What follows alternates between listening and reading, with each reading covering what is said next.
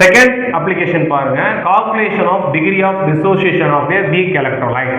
So நம்ம degree of dissociation alpha கண்டுபிடிக்கலாம் அப்படின்றாங்க.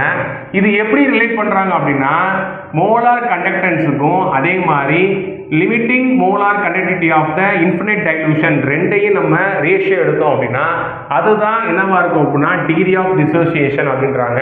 நமக்கு ஆல்ரெடி தெரியும் ஆஸ்வால்ட் டைலூஷன்ல படிச்சிருக்கோம். என்ன படிச்சிருக்கோம்? KA is equal to alpha square C by என்ன தங்க வரும் 1 மைனஸ் ஆல்ஃபா அப்படின்னு வரும். இந்த ஆல்ஃபா வேல்யூ என்ன பண்ணுவோம் அப்படின்னா இங்க சப்ஸ்டிட் பண்ணுவோம். வாங்க, KA இஸ் ஈக்குவல் டு என்ன வரும் நமக்கு lambda m by lambda naught m வரும். ஸ்கொயர் இருக்கனால இங்க ரெண்டுக்கு ஸ்கொயர் போட்டுக்கோங்க. சரிங்களா? அடுத்ததா இருக்கு C, கீழே என்ன வருது பாருங்க 1 மைனஸ் ஆல்ஃபான்னு இருக்கு. அப்ப அந்த வேல்யூ எழுதுங்க lambda m by lambda naught m அப்படி போட்டுக்குவோம்.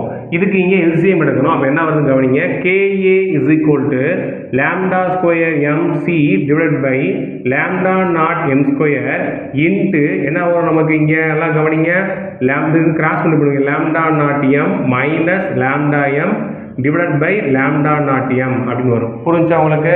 இப்போ என்ன ஆகும் அப்படின்னா இந்த ஒரு லாம்டா நாட் எம்மும் இந்த ஒரு இங்கே இருக்கு ஒன்றும் கேன்சல் ஆயிடும். அப்போ நமக்கு ஆன்சர் என்ன வருது பாருங்களா, KA is equal to lambda square MC by lambda naught m என்னது ப்ராக்கெட்டில் போட்டுங்க lambda naught m minus lambda m அப்படின்னு வரும். ஸோ இந்த வச்சு என்ன பண்ணிடலாம் நம்ம அப்படின்னா டிகிரி ஆஃப் டிசோசியேஷனை கண்டுபிடிச்சிடலாம். சொன்னதை புரிஞ்சுட்டாங்களா?